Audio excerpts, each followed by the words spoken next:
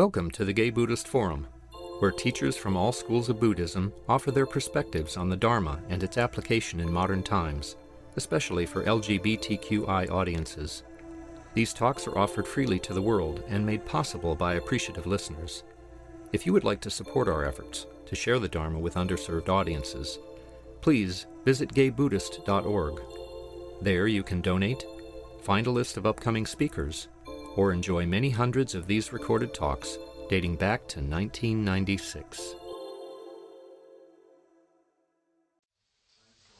Discussion, question and answer. We have about 45 minutes. And so I'd like to have Clint, who is responsible for, or who brings in our speakers, introduce our speakers. Well, today's speaker is Michael Broderick. We're pleased to have Michael speak with us. He's been a member of GBF for a number of years now, and it's nice to have him on this side of the meditation center.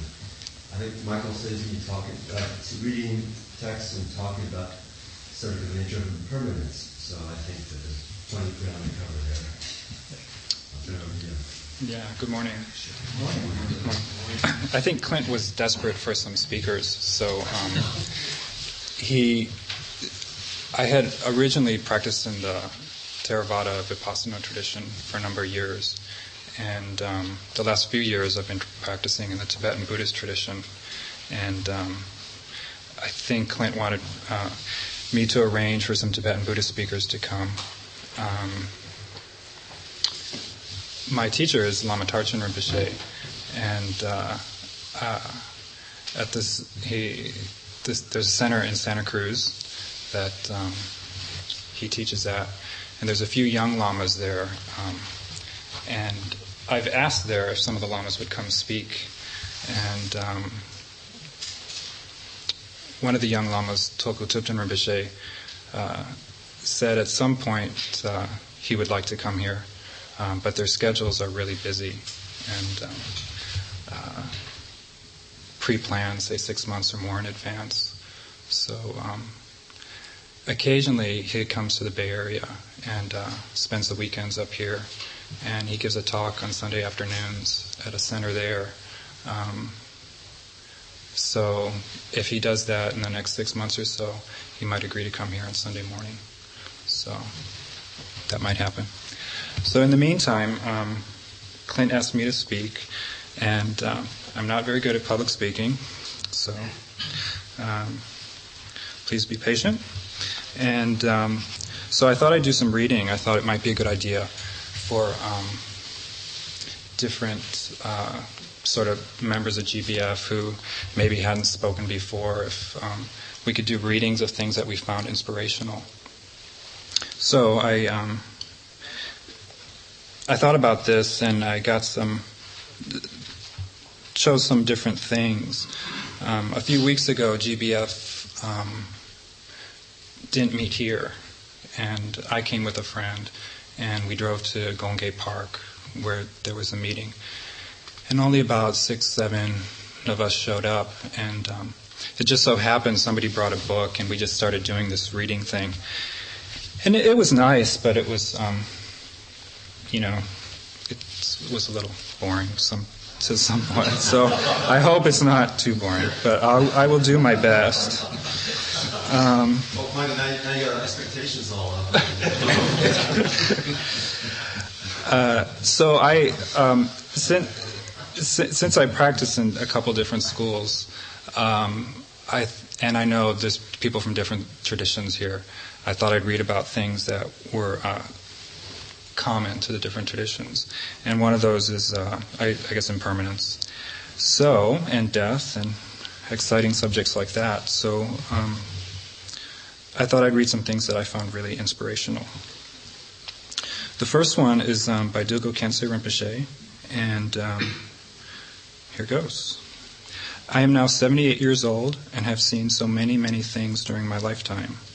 So many young people have died. So many people of my own age have died. So many old people have died. So many people that were high up have become low. So many people that were low have risen to be high up. So many countries have changed. There has been so much turmoil and tragedy, so many wars and plagues, so much terrible destruction all over the world. And yet all these changes are no more real than a dream. When you look deeply, you realize there is nothing that is permanent and constant. Nothing, not even the tiniest hair on your body. And this is not a theory, but something you can actually come to know and realize and see, even with your very own eyes. So I'll just read a few things, and then maybe if anybody wants to talk about it or do a discussion or something. This one's by Milarepa. In horror of death, I took to the mountains. Again and again I meditated on the uncertainty of the hour of death. Capturing the fortress of the deathless, unending nature of mind, now all fear of death is over and done.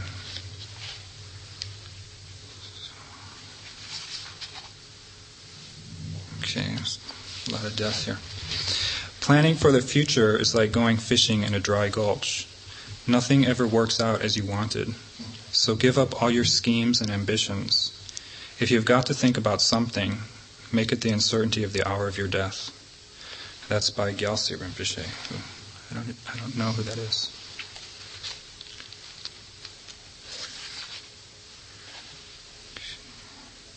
This is a good one. This is the last testament of Longchenpa. Longchenpa is a very famous Tibetan master of a number of centuries ago. In a cloudless night sky, the full moon, the Lord of stars, is about to rise. The face of my compassionate Lord, Padmasambhava, draws me on, radiating its tender welcome. My delight in death is far, far greater than the delight of traders at making vast fortunes at sea, or the lords of the gods who vaunt their victory in battle, or of those sages who have entered the rapture of perfect absorption. So just as a traveler who sets out on the road when the time has come to go, I will not remain in this world any longer, but will go to dwell in the stronghold of the great bliss of deathlessness. So my idea, talking about impermanence at death, was trying to show not just, I think a lot of people have the idea that Buddhism can be pretty negative and pessimistic about life and focusing on death and impermanence, but trying to show that I think most people who practice in whatever tradition have inspiration from their teachers. The idea that there is liberation from this impermanence or suffering, or that some kind of hope. So that's what I derive from these readings.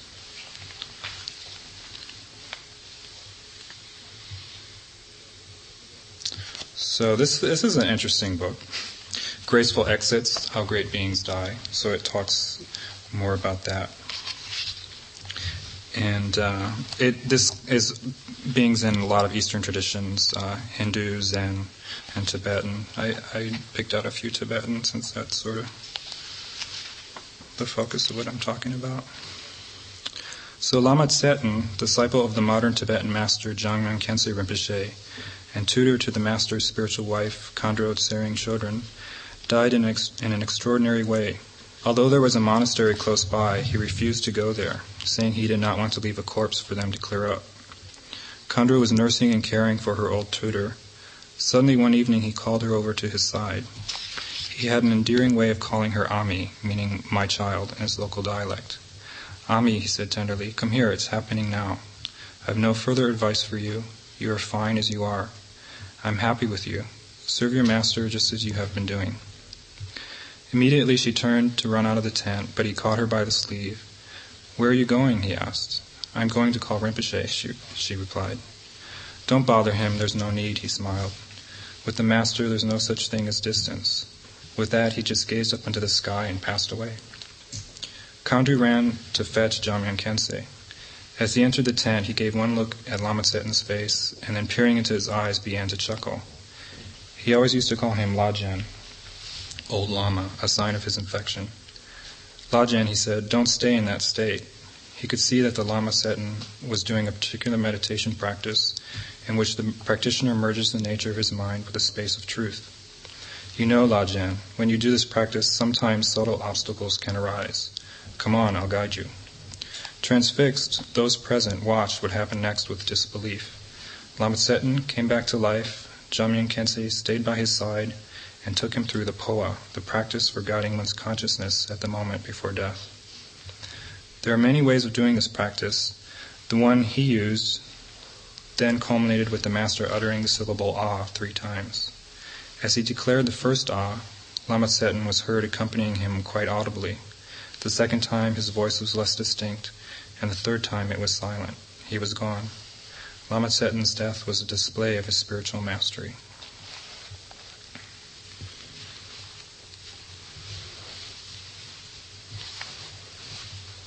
Michael, the teacher, does he go over meditations at the service for death? Lama Tarchin? Yeah, he does Poa retreats. Yeah, Poa is the typical. That's like the common name you'll hear. Poa teachings, Poa retreats. That's the teachings to prepare for the time of death. If you hear that term. Could you talk a little bit about that? They're usually, like it said here, there's many different techniques, different traditions, ways of doing it. It's in the way I think about it is there's a lot. You might get the sense here. There's a lot of this idea in Tibetan Buddhism of guru devotion, and with the teacher, and the sort of the idea of that is to. There's a lot of different ways of looking at it, and a lot of different ways it's taught. I guess the general idea is to merge your mind with the guru's mind, which is the ultimate nature, ultimate reality, sort of a symbol of that, symbol of your own ultimate nature, your own ultimate reality. So Poa, at the time of death, there's sort of different techniques to do that. Usually utilizing sort of, they talk about the central channel. Like the most common you'll hear is using the central channel in your body and somehow ejecting your consciousness out into maybe a deity or some sort of symbolic representation of ultimate reality, ultimate nature. There might be talk about pure lands, ejecting your consciousness into a pure land of a certain deity or something like that. So that's, and different lamas will teach different techniques depending on what tradition they're in and things like that.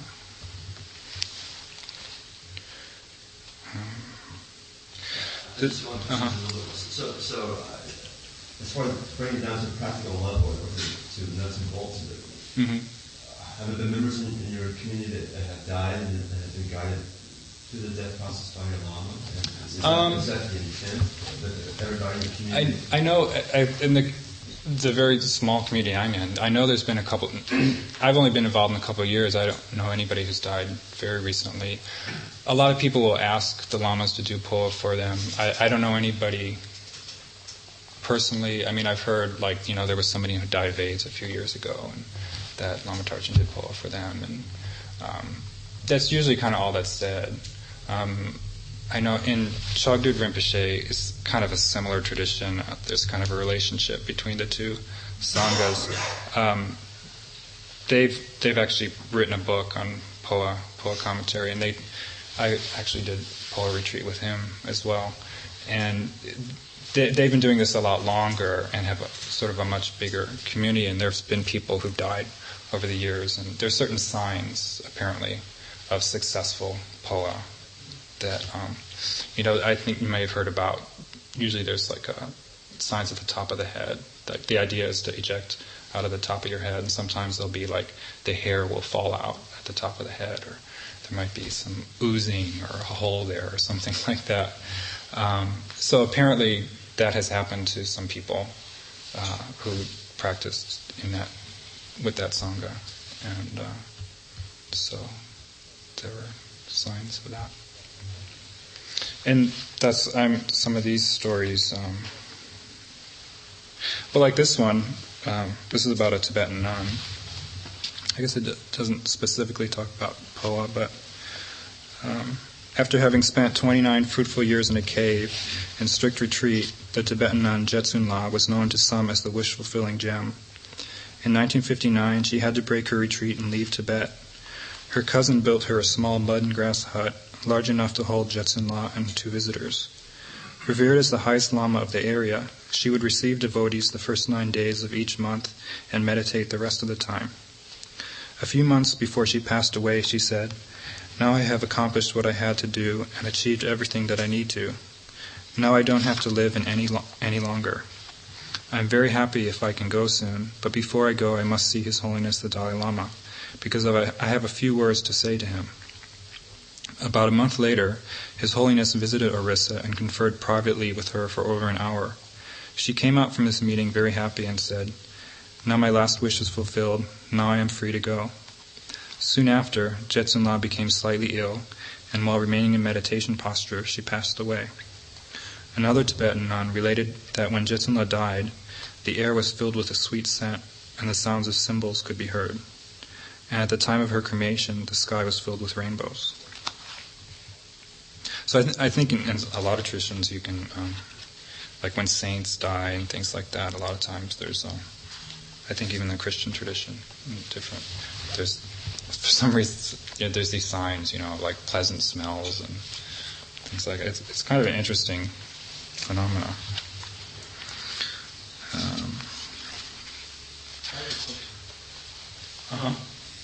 Could you go into, I'm new at this and I don't really know much, but people talk about reincarnation. Right. It's kind of like, people make jokes and they say, oh, you're going to be a grasshopper or whatever. I mean, what is the belief that, are you always striving for a better life and then, this life is not perfect or you're suffering? And what is their belief? Is it many lives away, or does it ever come to an end? How do you kind of... Yeah, I guess, it's a big question. The general answer... Yeah, I think the general answer about reincarnation, I think is some teachers might not teach it at all, especially in the West. Some traditions might not focus on. I think in the Zen tradition, I don't even think I think they don't talk much about reincarnation at all. But in the Tibetan and Theravada tradition, it's sort of taken for granted. It's kind of the teaching is taught within that sort of paradigm that there's going to be more than one life, and I guess ideally the idea is if you practice these teachings to their fullest within this life, you'll be enlightened and free from suffering. And I guess within that paradigm, that would mean maybe no more rebirths. Or if you took rebirth, it would maybe be conscious rebirth to help benefit other beings.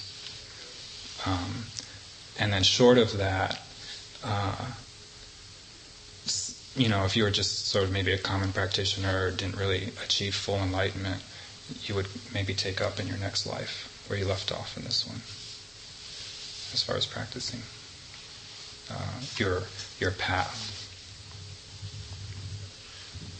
Is that what you were? Yeah, I didn't answering know for? that. Yeah. The Zen. I didn't know there was difference. Yeah, I don't know much about Zen. I've never really studied it, but I was kind of surprised to hear that myself. But I think they're very, very focused on the present. That's the focus. So they don't talk about next life so much.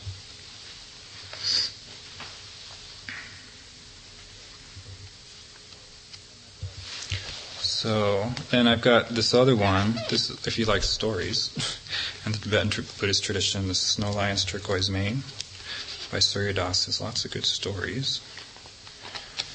And they're really short. So here's one. And this is kind of good. He sort of gives an introduction to each story that kind of introduces the concepts or the ideas that might come up. So, don't take anything to heart, an old lady's advice. Jigten Sumgun was an erudite and enlightened pandit, renowned as the second Nagarjuna. In the 12th century, Jigten Sumgun founded the Drikung Kagyu lineage within the Kagyu Mahamudra school. Various practicing lineages sprung from the enlightened disciples of Gampopa, who founded the Kagyus. Just speak a little slower. Oh, okay. Yes, I am too. Okay. You can look up a little too. Okay. So words come out. Look it up. So Mahamudra, literally meaning the great symbol or great seal, refers to the absolute quintessence of one's true nature, the ultimate view of reality in which everything is sealed or revealed by emptiness. The great stance or great symbol of the non-dual Mahamudra teachings unveils the inherent sacredness of all things by directly introducing innate awakened awareness, rather than by merely striving to develop its potential over many decades and lifetimes. Samsara and nirvana represent, to our habitual dualistic way of thinking, this world as we know it and the dimension that is totally transcendental. So that's kind of his introduction to this story. Once, Jigten Sumgun was in his family's home at Den in eastern Tibet when a neighbor died. The bereaved widow came to him for solace. Entering the house of the master, the wailing woman first encountered the master's aged mother. The old lady told her grief-stricken neighbor, "I am sorry, dear sister, but this is the way of all composite things. Don't take it to heart. Rather, meditate on the inevitability of death and impermanence, and from your present misfortune, happiness will come." The widow, however, continued to weep and tear her hair. The old lady then said, "Listen, it's no use to dwell on your husband's death. Don't keep thinking about it. Let your tears fall like rain now, but remember that this experience will soon pass, just like everything else. If you dwell on it, you will continue to suffer. I am rich with years, and my advice is don't take anything to heart." Thus the wise old woman consoled her friend. The widow immediately experienced consolation and peace. She forgot about Jigten Sumgun and went home. She completed her mourning period in the traditional way, yet without excessive misery and despair. By reflecting upon the themes that her neighbor had suggested at the critical moment when her anguish was most intense, she vastly developed in both virtue and insight, and her spiritual practice progressed enormously. Months later, Jigten Sumgun, the second Nagarjuna, was giving a series of profound Mahamudra teachings in central Tibet. He spontaneously sang, "I am the carefree yogi who has realized the inseparable unity of the Buddha, the Guru, and my own heart and mind. Happy am I. There is no need for artificial devotion. As the Hivajra Tantra says, samsara and nirvana, good and evil, have no real concrete existence. Everything is relative. To realize the true nature of samsara is to attain nirvana." The next day, he cheerfully recounted the story of his aged mother's intercession, stating that to his way of thinking, there was no non-dual Mahamudra teaching superior to that bit of motherly advice, to recognize the impermanence and unreality of all things, and to take nothing to heart.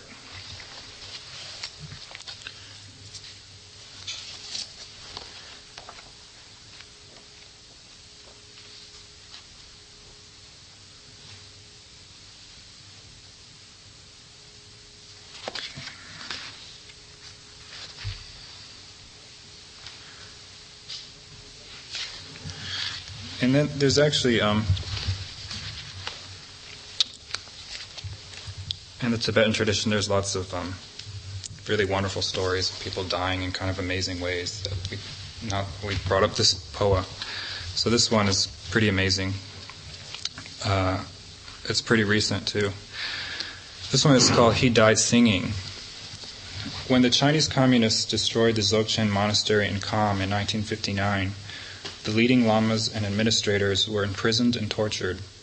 They were charged with exploiting the masses, living off the labor of others, and various and sundry other alleged crimes. The communists had little or no appreciation for the sort of work that Bodhisattva Lamas perform, selflessly dedicating their lives to spiritual service, nor did the invading soldiers understand the unique flavor of the Buddhist teachings, which seemed totally foreign to their own materialistic outlook and upbringing. One illustrious and learned Kempo from the Sri Simha Institute, a Kempo is like a professor, the Dzogchen Monastery's renowned college of philosophy, was unusually outspoken and totally unintimidated by the threats and violence of his captors. There was nothing the Chinese could do to make him recant his religious views. Moreover, he continued to teach, advise, and counsel his fellow prisoners, just as he had done for years at the monastery. The Chinese tried to force him to cease and desist, but even their ferocious accusation sessions, public interrogations, beatings, and cruel torture did nothing to break the Kempo's resolve. Exasperated, his tormentors finally shouted, "You're always telling everyone that pleasure and pain, samsara and nirvana, are totally inseparable, identical in nature, and this world is unreal like a dream. Now we'll see whether or not that's actually true." Everyone feared what might be in store for the kindly old Kempo. The Chinese inquisitors beat the Kempo mercilessly with all the skill at their command. But taking pains not to end his life prematurely, they broke bones, ruptured internal organs, burned his members with red-hot branding irons. Then they lashed him on horseback, where each and every movement of man or beast would be certain to provoke excruciating agony, and trotted the horse around the prison courtyard. Meanwhile, they taunted the battered, bleeding Lama, ordering him to sing and dance his Buddhist tune, while the entire company of prisoners watched aghast. Eyewitnesses report that Kempo Rinpoche, a true Kampa, Eastern Tibetan horseman and warrior, sang spontaneous songs of realization, replete with pithy wisdom, while blood poured from his broken teeth and his mount pranced lightly about. Finally, his horse slowed, and his joyful singing abated. He shot his gaze upward to heaven, like an arrow shouted "Hic," and then suddenly slumped, lifeless in the saddle. His knotted bonds prevented his body from falling. The Chinese were stymied. The Kempo had traveled beyond their domain. So that's pretty amazing. How much time do we have? Does anybody want to talk about anything? Well, I have another question about an earlier point you had, where you said, which very much against what I think is the grain of American culture, about don't plan for anything, just live in the moment. And I know that I believe that the culture very much is involved in planning it in every way for all sorts of things. You know, we plan for retirement, we plan for for certain promotion, or you prepare for all aspects of your life. And I wonder how, if this is discussed where you're taught, how you can balance those two needs. Because I do think that there is something to be said for taking responsibility for your life. But at the same time, I can understand and agree with the point that you don't get locked into the future all the time. There's thinking about future goals and let your present life just slip by unnoticed. So I wonder, since you brought that particular quote, if that's discussed with your teacher and how he balances those two needs. Well, I mean, I can only really talk about how I do it. I'm not a representative of my teacher, and I'm not, I don't put myself as a representative of that lineage or teaching. I'm just a practitioner.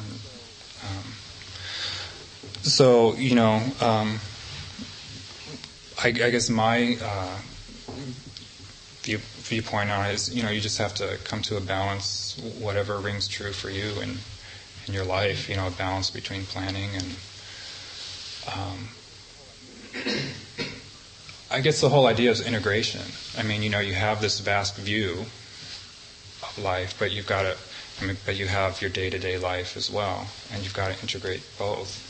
And I think in any spiritual tradition, I think that's, the biggest that's the thing, is to integrate that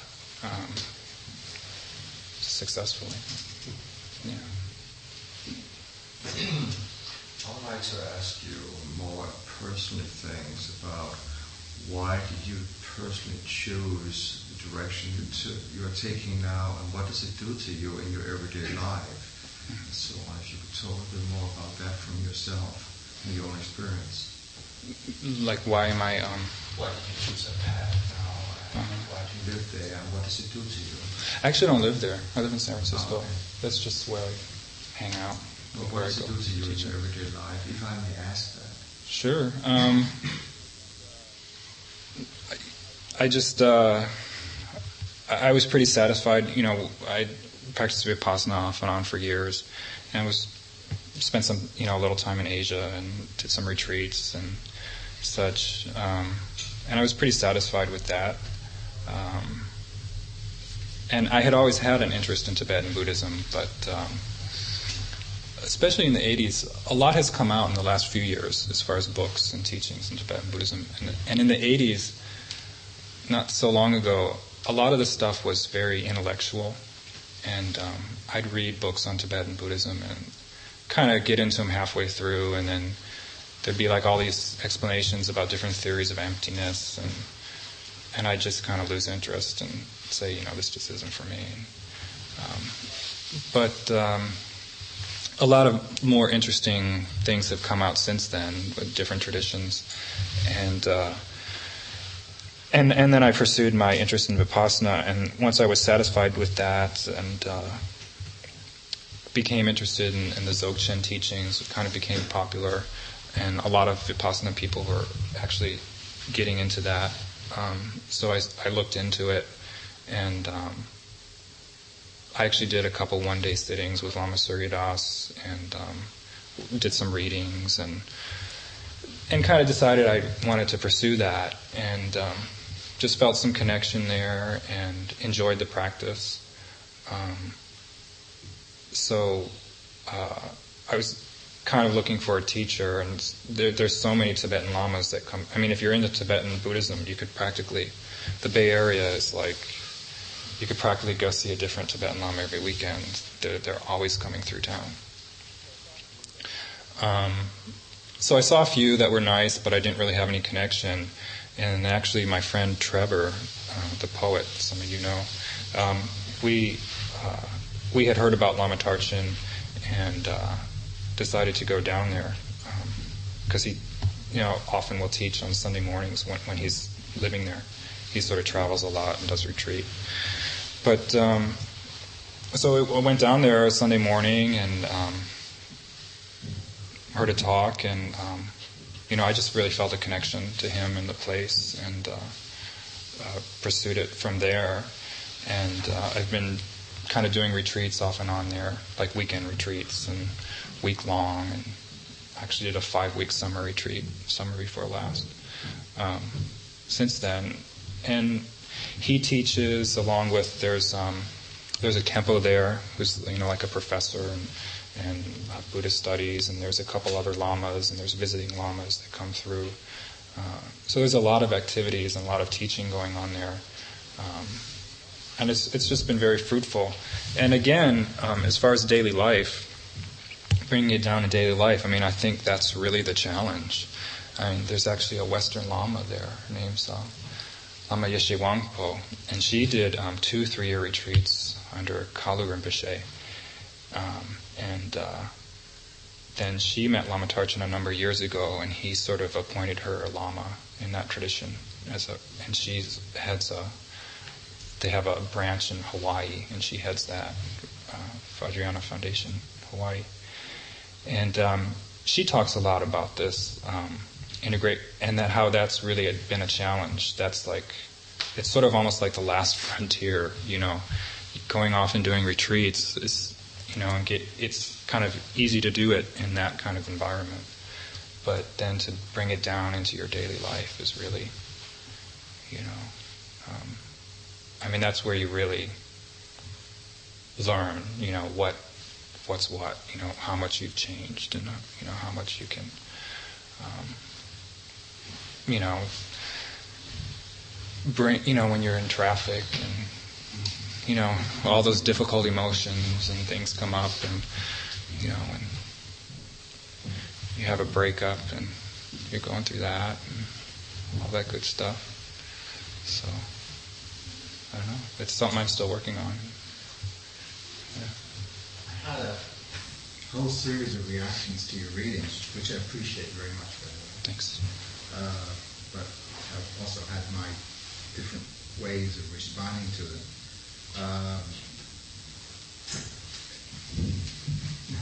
I've said this so many times, but I guess I have to say it again.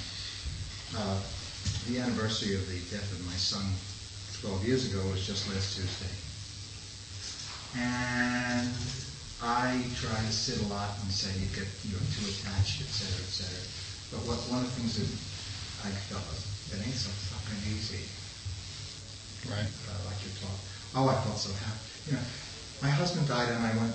One of the stories. Yeah, that one story where she just says, "Oh, just forget about it. It's all impermanent." It's full of them too. So I go into this, madness, and then I do it right. But what happened this time, which was interesting to me, is I was pretty cool in my head about it, but my body went into a kind of almost a retreat from life. I just sort of went to my bed. I wasn't really sick, but I just had to just do that. And I realized that my body was reliving the stress that occurred during the time just before he died. We were at home, we were taking care of him, and so there was, so much just getting through the days. So it's, for me, it's a challenge to practice with that. And it's a challenge. It ain't that easy. Right. Or what's wrong with me that I can't do it right? With all those sorts of things. So I just was curious. I think it was interesting to me that you talked about impermanence, but you didn't talk about the impermanence of things. You talked about the impermanence. You talked about death. Mm-hmm. Pretty much the readings. I don't know why you did that. I mean, I'm not imputing anything, but it was just that's what you did to resonate with me. I was wondering how other people responded to that, what you were talking about, in terms of how it hit them. I appreciate it. It's very apropos for me. Sure. I'm sure a lot of people have reactions to it. I'm just curious, is there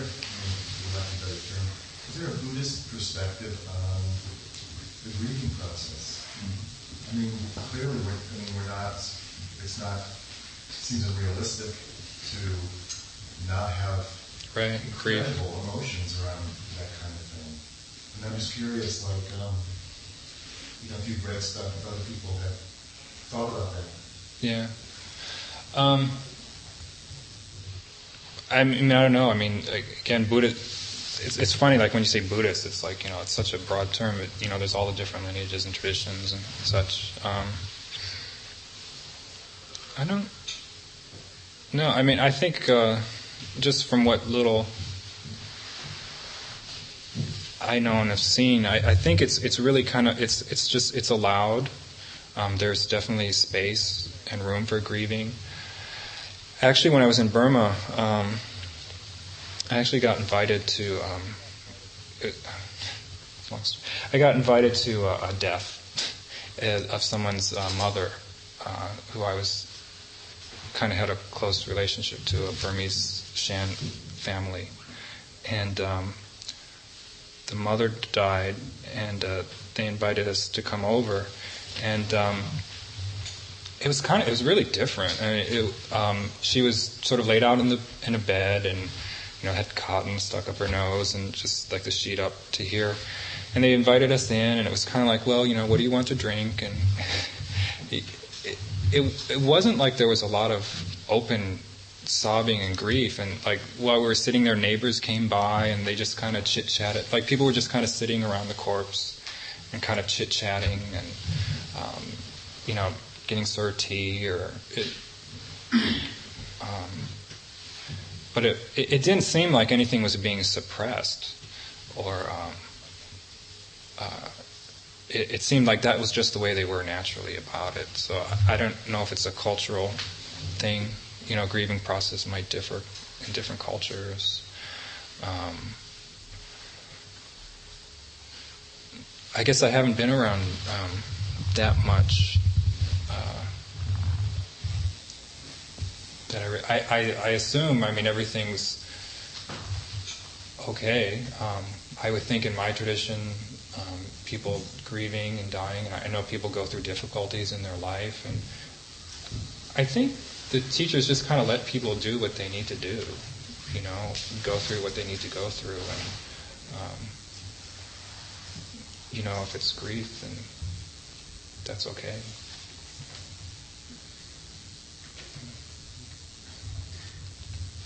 I saw people in Southeast Asia also when I was living there. I saw death dealt with really just unbelievably different. Like, and it kind of blew me away at first. I saw that right after this young girl, 13-year-old girl, was killed, the mother, had run to the body, and she was wailing and tearing out her hair and just wailing like I've never seen wailing like that before nor since. And the next day, she was all happy and cooking in her house and like just talking with me and everybody, and just it was like all over with, And then I had a friend that died in Thailand, and people would tell me, "Never mind, mai pen rai, never mind, it's no big deal, your friend just died," and that made me really angry, when people would say that. Like, how can you say that? It's like a big deal, Yeah.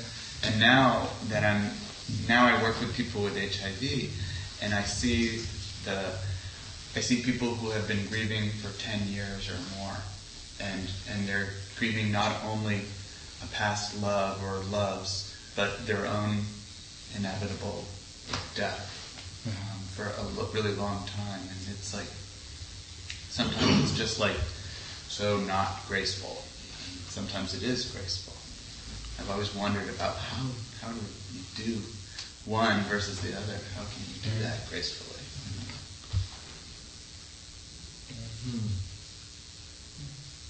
I think one of the stories that really impressed me was the story of the death of the Khenpo in a Chinese prison. And I think there are a lot of stories in Buddhism about I think there's one of the monk and the soldier, and the soldier is, I think this is a Zen story where he's bragging that he is the soldier who can kill people and cleave your head off and so on and so forth. And the monk says, "And I can sit here and have you cut me in half without batting an eyelash." That's kind of the triumph. And I think, like you, Don, I find it really difficult to imagine, from a Western point of view, we hear about what happened in Tibet and think, well, send in an army. And it's funny because 40 years later, it's like, well, who really won? There was a horrible suppression and brutality of the Tibetan culture, but there's this flowering of interest in Tibetan Buddhism all over the world, and which system is seen as more powerful, and which idea has triumphed, and who knows how it all will end. But I don't know. There's something in that where I think years ago when I started my Buddhist practice and would hear about, I guess maybe it's a spiritual tradition of turning the other cheek and accepting brutality. It struck me as crazy, and now I'm still struggling with it, but I think I'm seeing it from a different perspective. And I don't know if in your tradition we talk about that at all, but that story certainly was striking to me in that way. Yeah. I don't know how to speak from the tradition, but just what I find, I just use these stories as like inspirational, and I'm sure, I couldn't react the same way, and if someone close to me died and somebody came over to the house and just said, "Oh, don't worry about it, it's impermanent," you'd want to smack them or something, but I guess it's just it's an inspiration, and the idea that there are people who are able to do this, and and for them it's not forced. It's not it's really truly the way they are, so for me, I just use it as an inspiration to keep practicing and keep, trying to integrate it in my daily life. A couple more minutes and one or two more I want to questions. say something. Thank you for your comment. I think I had a contract with the world that my son would outlive me. He was very special because he's a Western child, and there was all this wonderfulness about having a baby and what I'm now experiencing with having a grandchild. And we, in our culture and in my life, I made this huge, investment in this person emotionally, and also having a contract that he would outlive me. Not, people always say, worst thing in the world was a child. They said that to me. And I remember one Buddhist person saying to me at the time in a support group where I was with other people, and somebody said, why me? And somebody said, why not you? It was a very powerful statement. So I wonder if what I think is maybe helping me to see how to see that about that egotistical investment that you make, in that person's life. And the other thing that I would say is that I have done rituals which I performed or been part of. One that I performed once with a group of people was very powerful, in which I was actually, I sensed his spirit, I sensed his spirit hanging out, so I kind of released his spirit very consciously in a ritual. And it's helped a lot to see that I, because I like the Tibetan rituals about the dead, in which, in the Tibetan Book of the Dead, in which you see the spirit hanging around and then needing to go. And I've been with the deaf people in the hospice and felt their spirit still being present. So I think there's something to really having this belief about the independence of the spirit moving on. But being so Western, I haven't worked out all those things yet to the point where I still know how to smack somebody in my David, one last question. I think, just as a thought of mine, that in the West, our tradition kind of tells us, I think, that the end result of all of this practice is some happy emotional state. It's that somehow blissful and feel good all the time. That's what heaven is like. It's where you're all singing and playing your harp and everybody's doing great all the time. But in the Buddhist world, the description of that state is both joy and equanimity at the same moment. So there's a mystery right there. Happiness and equanimity are the same, are descriptions of the same state. So somehow it includes all of these possible emotions, sadness and grief.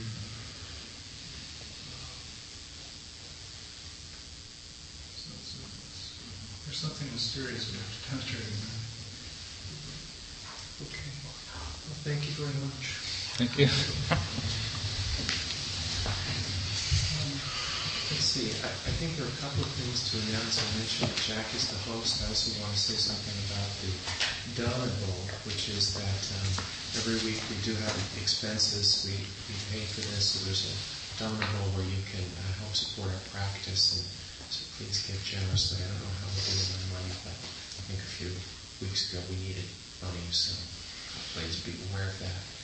Then typically we meet outside for 15-20 minutes and visit with tea and little illnesses, and a group of people typically get together for lunch and go to lunch somewhere nearby. So if you're interested in that, please look for people doing that. And then I think I asked for announcements. So what announcements do people have? Well, today's the mailing party. I'd hope that maybe minimum of 4 and hopefully around 6 could come, so we could take breaks and things. Who's planning on coming? Right. Wow. Well, then you do it. That would be great, especially considering that the newsletter's not as many of them as there used to Are be. you going to usually sneak a little chocolate out halfway through? I'm comfy. Don suggested we start at 2 instead of 2:30, which is okay with me. But if you get there 2:30, you'll still be welcome. Other announcements? Where is it? Where is this? Oh, 82 Douglas Street. That cross street is 17th, just up the hill a bit from Castro and Market. And also, I announced last Sunday that the monthly potluck is this Saturday, which is the gay Halloween, and I don't know whether that's going to increase attendance or decrease attendance. But I wanted to point out my house is just about 3 blocks from the gay center of the world, so if you're into samsaric spectacles,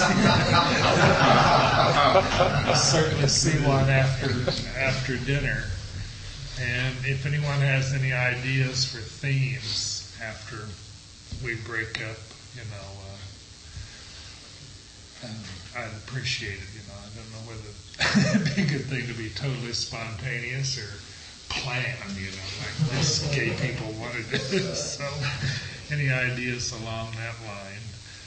And there are invitations out on the table, which are kind of tacky. My partner did them, and he was feeling randy. So we will be spontaneous on that part. Not everything that's indicated may happen. Other announcements? I'm Jack Busby, I'm the host, and so if there are any new people that have questions, you can ask me, and if I don't know what the answer is, which is extremely possible, I'll point you to the right person to talk to. And for those of you who are new or recent attenders, there's our monthly newsletter, which is sitting out on the table outside. And if you'd like to get on the mailing list for that, there's also cards which you can put into the Don bowl next to all that folding currency. And I think that's it. Everybody else covered the others, other than if you use a teacup, please wash that. It's just, next week we're going to have another interesting speaker, Christian de la Huerta, who's the head of Q Spirit. I don't know what he's going to talk about it, but right now he's in Virginia with Mel White meeting Jerry Falwell. So if he does know about that, that should be very interesting. But he's lots of other things interesting to talk about too, so I don't know I about think about his book, right? He's coming out of the spirit of closet from...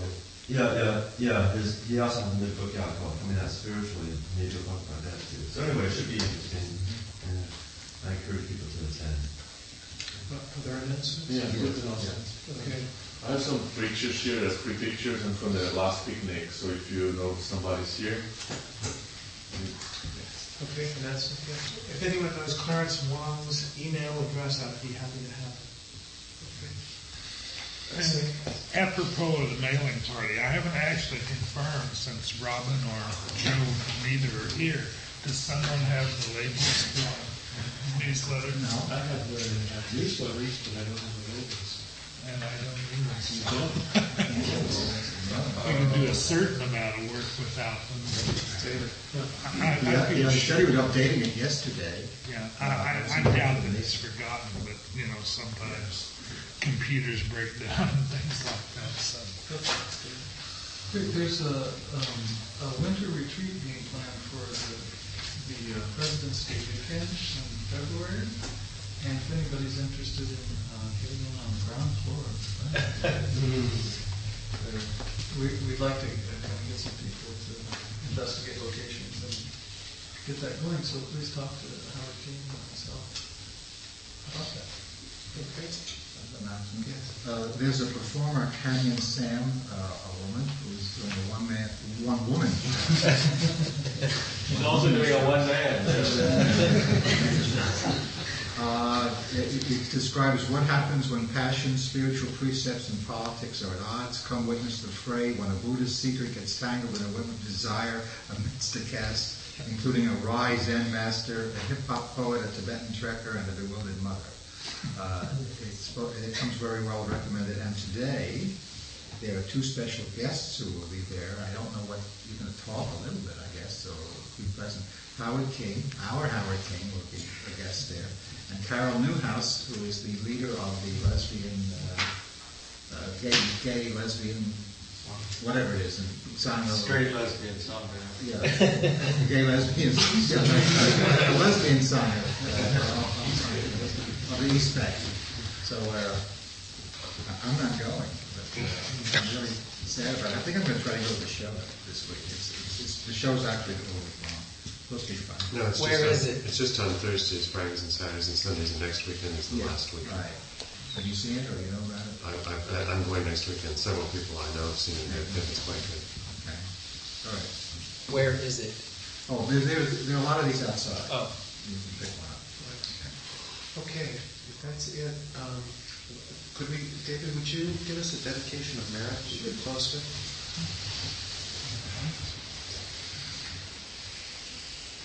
By the power and the truth of this practice, may all beings have happiness and the causes of happiness. May all be free from sorrow and the causes of sorrow. May all never be separated from the sacred happiness which is without sorrow. And may all live in equanimity without too much attachment or too much aversion. And live believing in the equality of all that lives.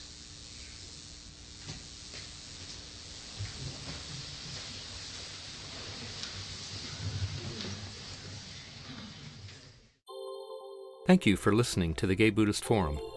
If you would like to hear several new talks per month and be notified of upcoming speakers so you can participate live, please subscribe to this podcast, like us on Facebook, and join our mailing list by visiting gaybuddhist.org.